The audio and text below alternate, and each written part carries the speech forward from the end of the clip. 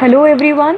So here I am with the very next chapter of class 9 from the same book NCERT. The name of the chapter is Force and Laws of Motion. As the name suggests, if we look at the contents of the chapter, then first we'll be looking at the force and its various aspects. Then we will be studying about first law of motion, then second law of motion, then third law of motion, and at the very last we will be studying about the law of conservation of momentum and all the numericals related to the chapter. Actually, this chapter is just the continuation for the last 8 chapter, that was motion, that we covered in the video. In that we studied about that actually what exactly the motion is, and we have looked upon the various equations of motion that can be applied to various objects' motion. And after that, now it's time to study various laws that has been related to motion. So let's start off with force. If I have to give the basic definition of the force, then force is just a push or pull on any object. किसी भी object को push करना या पुल करना, सिर्फ यही एक basic definition है फोर्स के लिए. लेकिन the speciality about the force is that force can not be scene, only its effect can be scene और फेल्ट ऑन ऑब्जेक्ट. आप नहीं देख सकते कि मैं जो फोर्स लगाया जा रहा है वो फोर्स कैसा है दिखने में. What you can exactly see or feel is only the effect that force is causing on the object on which force has been applied. For example, suppose अगर कोई स्टेशनरी बॉल है, मैंने उसको पुश किया, उसको किक किया मैंने, तो वो रन करना स्टार्ट कर देगी. That means मैंने फोर्स नहीं देखा. I didn't see the force that has applied on the ball. I have just seen I have just felt the effect of the force that I applied on that stationary ball, because it was firstly stationary. Stationary means it was initially at rest, and मेरे force लगाने के बाद वो stationary ball it becomes the running ball. वो rest से किस में आ गई, motion में आ गई. इसी तरीके से if I am having any rubber ball और मैं रबर बॉल को उठाऊं and I start pressing it with both of my hands, that means I am applying force on that ball. तो उसका रिजल्ट क्या हुआ, its shape get change. That means मैंने force का इफेक्ट जो है वो ऑब्जर्व किया in the form of change in the shape of the rubber ball. Similarly अगर कोई बॉल जो है वो ऑलरेडी रनिंग है यानी मोशन में है और उसको हम हॉकी स्टिक से हिट करें तो क्या होगा, direction of the ball gets changed. यानी थर्ड केस में मैंने फोर्स का इफेक्ट जो है वो फेल्ट किया in the form of change in the direction of the ball. That means after applying the fall the direction force, the direction of the ball is totally changed with what it was initially running. So in example से हमें क्या पता लगता है कि force apply करने के बाद मैं किसी भी ऑब्जेक्ट की स्टेट को चेंज कर सकती हूँ. स्टेट मीन्स अगर वो रेस्ट में है तो मैं उसे फोर्स अप्लाई करने के बाद मोशन में ला सकती हूँ. अगर कोई ऑब्जेक्ट मोशन में है तो मैं उसे फोर्स अप्लाई करने के बाद रेस्ट में ला सकती हूँ. अगर कोई ऑब्जेक्ट है मैं उसके ऊपर फोर्स अप्लाई करूँ तो मैं उसकी शेप चेंज कर सकती हूँ. इसके अलावा अगर मैं चाहूँ तो मैं फोर्स की एप्लीकेशन से किसी भी ऑब्जेक्ट की डायरेक्शन को भी चेंज कर सकती हूँ. So on this basis the proper definition of the force in the terms of physics is a force is a physical quantity which causes or tends to cause change in rest state and motion state of object, change in direction of object and change in shape of object. Force एक ऐसी physical quantity है जो या तो इन सभी changes को follow करती है, ऑब्जेक्ट में ये सारे चेंजेस लाती है, या इन चेंजेस को लाने की कोशिश करती है, tends to cause. For example ज़रूरी नहीं है कि आपका जो फोर्स एप्लीकेशन है वो हर केस में एक सक्सेसफुल चेंज आपको ऑब्जेक्ट में दिखाए. फॉर एग्जांपल अगर आप किसी वॉल को पुश कर रहे हो, अगर आप किसी दीवार पर धक्का लगा रहे हो बहुत देर से, तो क्या वो वॉल शिफ्ट हो जाएगी अपनी जगह से? क्या उसकी शेप चेंज हो जाएगी? क्या वो रेस्ट में है तो मोशन में आ जाएगी? No.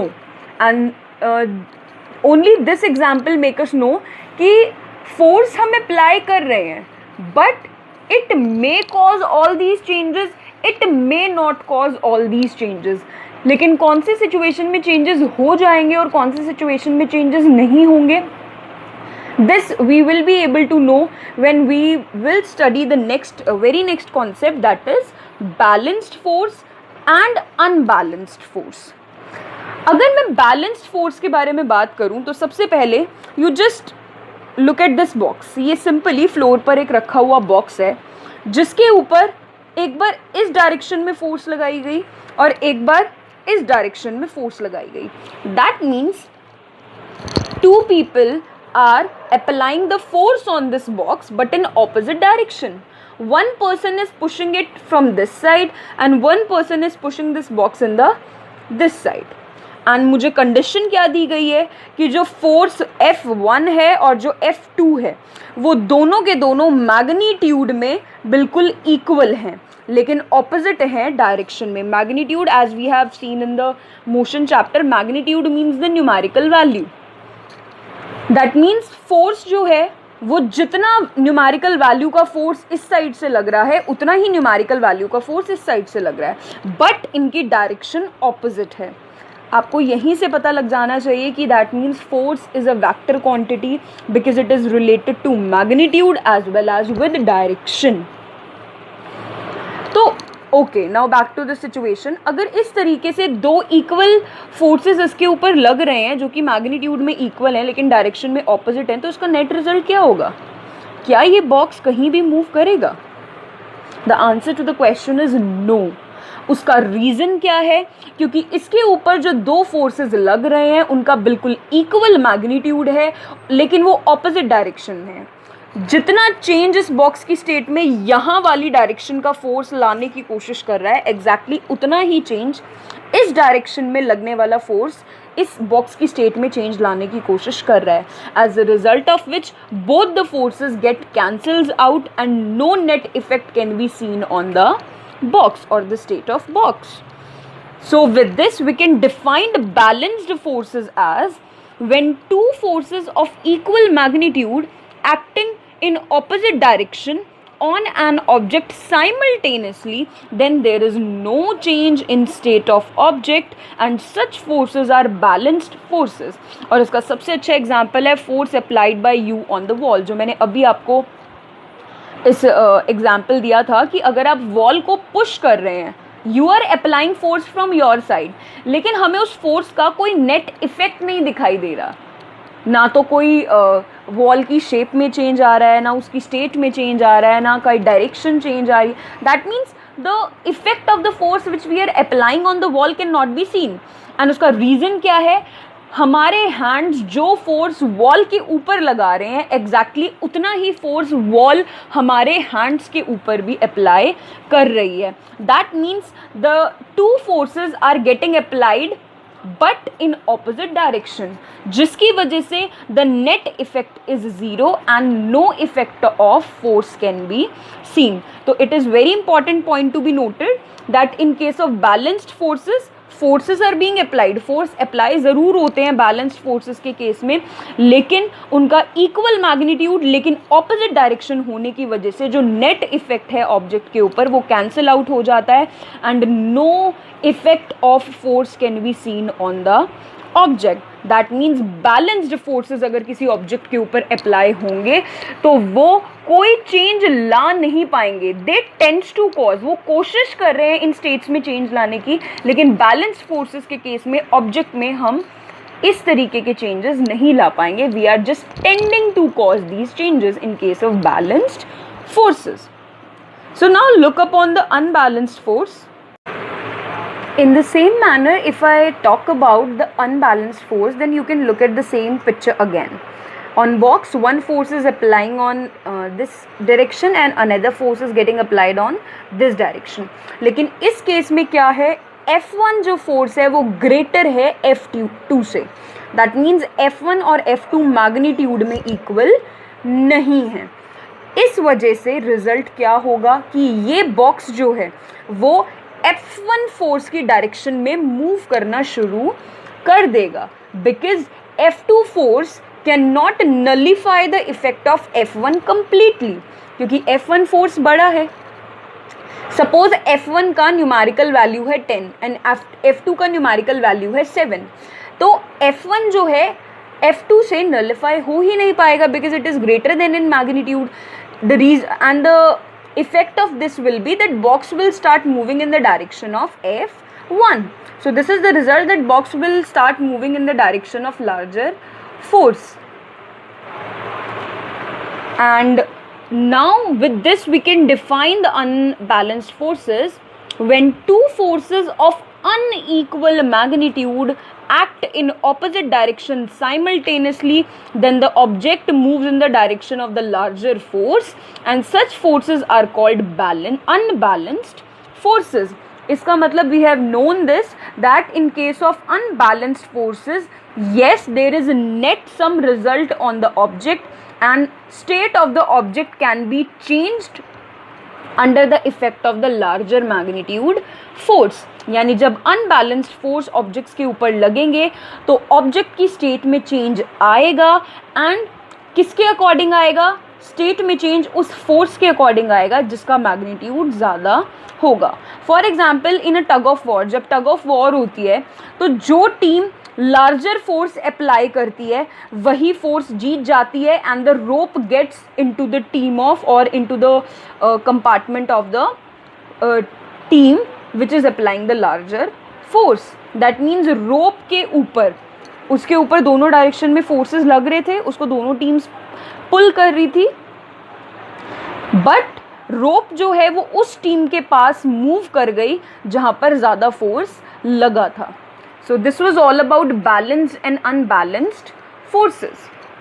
Now let's move on to the first law of motion. This is a very important thing. First law of motion, it was given by Newton, and Newton actually used the results of or the statements or the experiment that is performed by Galileo a long ago.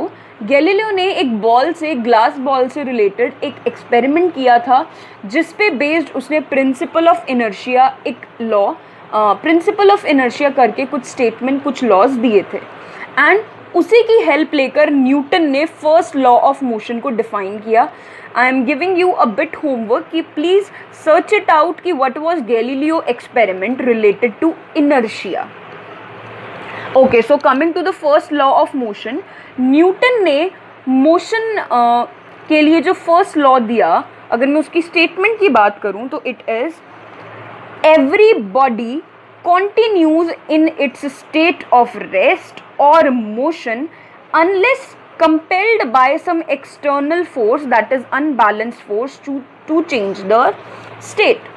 Her object, her body अपनी उसी state को continue करेगी, चाहे वो rest में है चाहे वो मोशन में है, जब तक कोई बाहर से एक्सटर्नल फोर्स आकर, वो भी अनबैलेंस्ड, उसे कंपेल नहीं करता अपनी स्टेट को चेंज करने के लिए. फॉर एग्जाम्पल, अगर ये पेन मैं एक टेबल के ऊपर रख दूं तो ये रेस्ट पर है. ये पेन तब तक रेस्ट में रहेगा जब तक कोई बाहर से एक्सटर्नल अनबैलेंस्ड फोर्स आकर इस पेन को कंपेल नहीं कर देता कि ये अपनी रेस्ट स्टेट को चेंज करे. अब यहाँ पर अनबैलेंस्ड फोर्स क्यों लिखा गया है? क्योंकि वी हैव ऑलरेडी सीन कि अगर बैलेंस्ड फोर्स लगेगा किसी भी ऑब्जेक्ट के ऊपर तो उसका कोई इफेक्ट हम देख ही नहीं पाएंगे. Only effect of unbalanced force can be seen on any object. So this is the complete statement of first law of motion that was given by Newton, that every body continues in its state of rest or motion unless compelled by some external force, external unbalanced force to change the state. Now इस law से एक नई property जो है objects की वो बाहर निकल कर आई, जिसको हमने नाम दिया इनर्शिया. इनर्शिया क्या है? It is the tendency of object to resist any change in its state of rest or motion. मैंने अभी ये पेन का एग्जाम्पल दिया कि अगर ये किसी टेबल के ऊपर रखा हुआ है तो ये जब तक उस टेबल पे रखा रहेगा तब तक बाहर से कोई एक्सटर्नल अनबैलेंस्ड फोर्स आकर इसे डिस्टर्ब नहीं करता। इसका मतलब इस पेन के पास कुछ ऐसी टेंडेंसी है ना कि ये अपनी स्टेट को प्रिजर्व करके रख सकती है। ये रेस्ट पे है पेन, तो इस पेन के पास इंटरनली कुछ ऐसी प्रॉपर्टी है कि ये खुद को रेस्ट पे ही रख सकता है जब तक कोई बाहर से एक्सटर्नल अनबैलेंस्ड फोर्स आकर इसे डिस्टर्ब ना करे। तो दैट मीन्स वो टेंडेंसी, जिस टेंडेंसी के वर्च्यू से कोई भी ऑब्जेक्ट अपनी स्टेट में किसी आने वाले चेंज को रेजिस्ट कर सके, अगर मैं इस पेन को आके डिस्टर्ब करना चाहूँ तो ये पेन कुछ रेजिस्टेंस लगाएगा, मुझे अपोज करेगा, उस अनबैलेंस्ड फोर्स को, एक्सटर्नल फोर्स को अपोज करेगा, ताकि वो फोर्स इस पेन की स्टेट में, रेस्ट वाली स्टेट में कोई चेंज ना ला सके। और इस पेन की उसी टेंडेंसी को मैं कहूँगी inertia of this pen. Inertia, it is the tendency of object to resist any change in its state of rest और मोशन। किसी भी ऑब्जेक्ट की वो टेंडेंसी जिसके वर्च्यू से वो रेजिस्ट करती है कोई भी चेंज आने से अपनी रेस्ट या मोशन की स्टेट में। Inertia can be of 3 types. It can be inertia of rest, inertia of motion, inertia of direction. Inertia of rest का क्या मीनिंग है? When any body will resist any change in the rest state. For example, अगर ये pen rest पर है तो और ये अपनी इसी रेस्ट स्टेट को कंटिन्यू करना चाहता है, तो जो ये रेजिस्टेंस प्रोवाइड करेगा किसी एक्सटर्नल अनबैलेंस्ड फोर्स को, उसे मैं कहूँगी इनर्शिया ऑफ रेस्ट। क्योंकि because this pen is tending to resist the change that is about to bring in the rest position of this pen. That means inertia of rest का meaning क्या है कि कोई भी ऑब्जेक्ट जब अपनी rest position को सेव करने की कोशिश करता है तो that is inertia of rest. Inertia of motion, to resist any change in the motion state. अगर कोई कार चल रही है, जब तक उस पर कोई बाहर एक्सटर्नल अनबैलेंस्ड फोर्स ना लगाए बाहर से, तो वो मोशन में ही रहना चाहेगी, वो रेस्ट पर नहीं आना चाहेगी। तो यही जो रेजिस्टिंग टेंडेंसी है उस रनिंग कार की to be in state of its motion, it is known as inertia of motion. And inertia of direction, जो चीज़ जिस डायरेक्शन में मूव कर रही है, जब तक कोई बाहर से एक्सटर्नल बॉडी आकर उसकी डायरेक्शन को चेंज करने की कोशिश नहीं करेगी, वो उसी डायरेक्शन में मूव करती रहेगी। और अगर बाहर से कोई एक्सटर्नल अनबैलेंस्ड फोर्स आके उसकी डायरेक्शन चेंज करने की कोशिश करता है तो वो रेजिस्ट करेगी, और यही उसकी resisting tendency to resist any change in the direction of that object is known as inertia of direction. So inertia of rest में ऑब्जेक्ट्स अपनी रेस्ट स्टेट को कंटिन्यू करने के लिए रेजिस्ट करते हैं। इनर्शिया ऑफ मोशन में ऑब्जेक्ट्स अपनी मोशन स्टेट को रेजिस्ट करने के लिए फाइट बैक करते हैं। एंड इनर्शिया ऑफ डायरेक्शन में जो ऑब्जेक्ट्स हैं वो अपनी डायरेक्शन को, सेम डायरेक्शन को कंटिन्यू करने के लिए रेजिस्ट करते हैं। Now we will be talking about some practical life examples or situations, we can say, in which things work according to this first law of motion. So first, if I take the practical situations of inertia of rest, then the very first example is when a bus suddenly starts moving forward, the passengers in the bus fall backward. बस नहीं, in fact हम किसी भी vehicle में अगर बैठे हुए हैं, व्हीकल अभी स्टार्ट नहीं हुआ है, दैट मीन्स हमारी बॉडी जो है वो रेस्ट में है अभी भी। लेकिन जैसे ही कोई बस या ट्रेन, जिस चीज़ में भी हम बैठे हुए हैं, वो व्हीकल जब स्टार्ट होता है तो at that moment our body feels a backward jerk. हमारी बॉडी जो है वो एक बार पीछे की तरफ जर्क जो है वो फील करती है। इसका रीज़न क्या है? हमारी जो लोअर पार्ट होता है हमारी बॉडी का, एक्चुअल में वो बिल्कुल कांटेक्ट में होता है बस के फ्लोर के। तो जैसे ही बस ने चलना स्टार्ट किया, उसी तरीके से जो हमारी लोअर बॉडी है वो मोशन में आ गई। लेकिन जो हमारी अपर बॉडी है वो रेस्ट में थी, वो रेस्ट में ही रहना चाहती थी। यानी हमारी बॉडी का जो इनर्शिया ऑफ रेस्ट है उसकी वजह से उसने अपोज किया, because it doesn't want to change its state of rest, hence it shown a resistance due to which the passengers fall backward. That means in any vehicle, the passengers fall backward at the start of the vehicle. The only reason behind is that because our upper body shows its inertia of rest and resist the change that is about to come in its rest state, and hence it feels a backward jerk.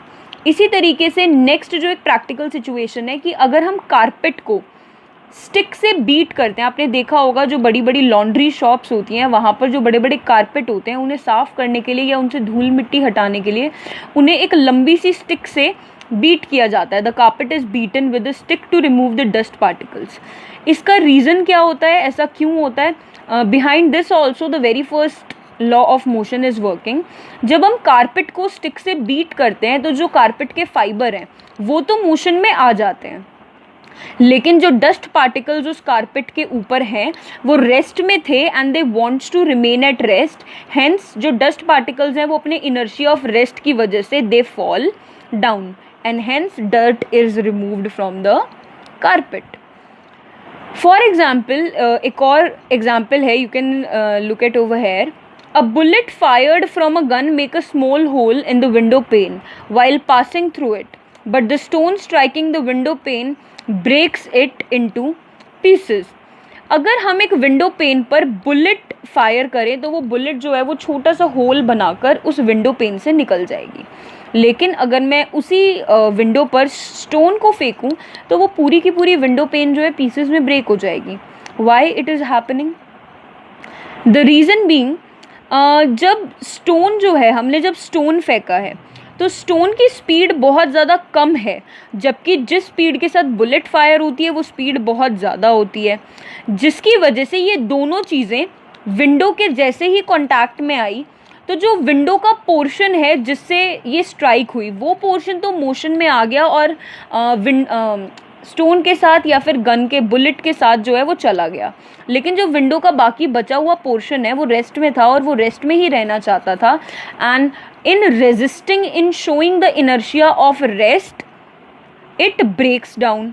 लेकिन the reason behind this के वाई stone जो है उससे पूरा window pane break हो जाता है और गन से, बुलेट से सिर्फ एक छोटा सा होल बनता है, उसके पीछे रीज़न है गन और स्टोन की स्पीड का. बिकॉज स्टोन की स्पीड कम होती है, बुलेट की स्पीड ज़्यादा होती है, तो यानी जो बुलेट के कांटेक्ट में विंडो के पार्टिकल्स आते हैं वो बहुत कम टाइम के लिए आते हैं, जबकि अगर मैं स्टोन की बात करूँ तो बहुत ज़्यादा देर तक जो विंडो पेन है वो स्टोन के कांटेक्ट में रहती है. इसके अलावा the very next example is when tree is vigorously shaken some of the leaves fall down. आपने ये चीज़ भी नोटिस की होगी कि जब हम किसी ट्री को बहुत ज़्यादा विगरसली शेक करते हैं, दैट मीन्स हम उसको बहुत ज़्यादा ज़ोर से शेक करें तो उसमें से कुछ लीव्स जो है वो गिर जाती हैं. उसका रीज़न क्या है? Again inertia of rest. Because जब हम ट्री को विगरसली शेक करते हैं तो जो ट्री की ब्रांचेस हैं वो तो मोशन में आ जाती हैं, लेकिन लीव्स जो हैं वो रेस्ट की स्टेट में थी और वो रेस्ट की स्टेट ही कंटिन्यू करना चाहती हैं and they resist the change in their state due to inertia of rest, and इसीलिए they get separated from the branches of tree and hence they fall down. एक और हमारे पास प्रैक्टिकल लाइफ एग्जाम्पल है जिसमें inertia of rest काम करता है. A pile of 1 rupee coin remains intact when the lowest coin in the pile is struck off quickly by a knife. अगर हम सपोज इस तरीके से हमने 1 रुपये के कॉइन का कोई पाइल बनाया है और हम इस पाइल में से नाइफ की हेल्प से जो नीचे वाला कॉइन है उसको बहुत स्पीडली निकालें तो वो जो सबसे डाउनवर्ड डायरेक्शन में जो सबसे पहले वाला कॉइन है वो बहुत इजीली उस पाइल से बाहर आ जाता है और बाकी पूरी पाइल जो है वो एज इट इज़ रहती है. इसका रीज़न क्या है? क्योंकि लोएस्ट कॉइन जो है वो नाइफ के मोशन की वजह से मोशन में आ जाता है, लेकिन पाइल के जो बाकी सभी कॉइन्स हैं वो रेस्ट की स्टेट में थे और वो रेस्ट की स्टेट को ही कंटिन्यू करते हैं due to their inertia of rest, इसीलिए they fall vertical downward. So इसी इनर्शिया ऑफ रेस्ट की वजह से, कॉइन्स के इनर्शिया ऑफ रेस्ट की वजह से जो बाकी की पाइल है पूरी वो प्रॉपर्ली सेफ रहती है और सिर्फ लोअर कॉइन जो है वो स्ट्राइक ऑफ होके बाहर आ जाता है. So these were the practical exactly practical life situations that in which inertia of rest is working. Now it's time for inertia of motion. The very first example is the passenger fall forward when a fast moving bus stops suddenly. जब हम किसी moving vehicle में हैं and वो vehicle एकदम से stop होता है तो हमारी बॉडी जो है एक वो फॉरवर्ड जर्क फील करती है, यानी हमारी बॉडी जो है वो आगे की तरफ बेंड होती है। उसका रीज़न क्या है?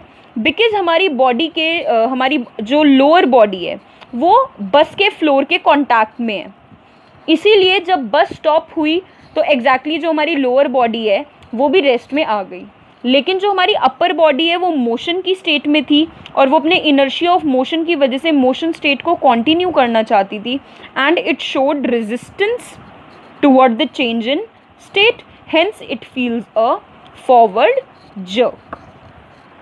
Next example is a person forward while getting down from a moving बस और ट्रेन। अगर कोई भी इंसान मूविंग बस या मूविंग ट्रेन से उतरने की कोशिश करता है तो वो हमेशा आगे की तरफ गिर जाता है। उसका रीज़न क्या है? क्योंकि बस या ट्रेन जो है वो मूविंग है, दैट मीन्स उसके जो लेग्स हैं, जो उसकी लोअर बॉडी है वो बिल्कुल टच कर रही है ट्रेन के या बस के फ्लोर को, जिस वजह से वो जो लोअर बॉडी है वो भी मोशन में है। तो जैसे ही वो बाहर कूदता है पर्सन, जिस तरीके से वो लाइक जंप करता है, उसकी वजह से जैसे ही वो प्लेटफॉर्म पर या रोड के ऊपर लैंड करेगा उसकी बॉडी जो है लोअर बॉडी वो एकदम से रेस्ट में आ जाएगी, जिसकी वजह से जो अपर बॉडी है वो रेस्ट में नहीं आ पाएगी, वो मोशन में थी और वो मोशन को ही कंटिन्यू करना चाहती है। That's why due to inertia of motion shown by the upper body of the person falls forward while getting down from a moving bus or train. And the very last practical life situation is a luggage is usually tied with a rope on the roof of the buses. जो buses होती हैं उनकी roof पर जो luggage है उसको generally हम रोप से टाई करके रखते हैं ड्यूरिंग द जर्नी। उसका रीज़न क्या है? क्योंकि when a moving bus suddenly stops, the luggage on its roof tends to continue in the state of motion due to its inertia of motion, and hence the luggage fall down from the roof of bus. Because अगर बस जो है वो चल रही है, वो motion में है और वो एकदम से रुकेगी तो लगेज जो है वो मोशन में है और वो अपने इनर्शिया ऑफ मोशन की वजह से मोशन स्टेट को कंटिन्यू करना चाहता है, लेकिन बस जो है उसने ब्रेक लगाए एंड इट हैज़ स्टॉप्ड, लेकिन जो लगेज है वो अपने इनर्शिया ऑफ मोशन की वजह से रेजिस्ट करेगा and luggage will fall down on the road. And similar situation will happen because it will show inertia of rest also once the bus will start. जब बस start होगी तब luggage inertia of rest भी show up करेगा, जिस वजह से भी लगेज के गिरने का डर है। So to avoid the falling of the luggage it is being tied very properly with the rope on the roof of the buses. So this was all about the practical life situations in which inertia of motion is working. Now it's time for inertia of direction. It's very like easy to observe. आपने ये चीज़ देखी होगी कि हम कभी भी अगर किसी व्हीकल में हैं और हम किसी बहुत ज़्यादा शार्प टर्न वाले फ्लाई ओवर में या किसी सर्कुलर रोड पर या कर्व्ड रोड पर अगर हम जा रहे हैं तो हमारी जो बॉडी है वो जनरली एक जो कर्व्ड रोड है उसके सेंटर की तरफ पॉइंट करना शुरू कर देती है, हम उस डायरेक्शन में डायरेक्ट करना शुरू कर देते हैं. इसका रीज़न क्या है? It is the direction inertia of direction of passenger to continue to move in that particular state in which it was moving earlier. That's why we generally fall towards the center of the curved road because of our inertia of direction. क्योंकि हम अगर straight road में motion में थे तो हमारी body जो है वो स्ट्रेट डायरेक्शन में ही रहना चाहती है, लेकिन जैसे ही आगे कर्वी रोड आया हमारी बॉडी जो है वो एक पर्टिकुलर डायरेक्शन में फॉल करना शुरू कर देगी because it tries to resist this directional change in which it fells and as a result of which our body falls toward the particular center of the curved road. And in the very next example is the sparks produced during the sharpening of a knife against a grinding wheel leave the rim of the wheel tangentially. This is because of the inertia of direction. And similarly, very last example, अगर suppose कोई भी person जो है वो हाथ में एक stone को टाई करके बहुत ज़्यादा हाई स्पीड में सर्कुलर मोशन में रन अप कर रहा है, तो जैसे ही आप उस स्टोन को लीव अप करोगे, आप यहाँ से अपनी फिंगर से उसका होल्ड हटा दोगे, वो जिस भी सर्कल में मूव कर रहा होगा एग्जैक्टली उसके टेंजेंशियली वो मूव कर जाएगा.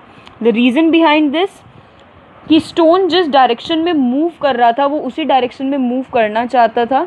So it shows it's inertia of direction.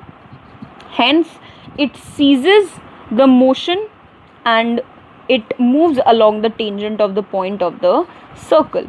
So these are the various examples which are related to the inertia of rest, inertia of motion and inertia of direction. With this we come to the end of first law of motion.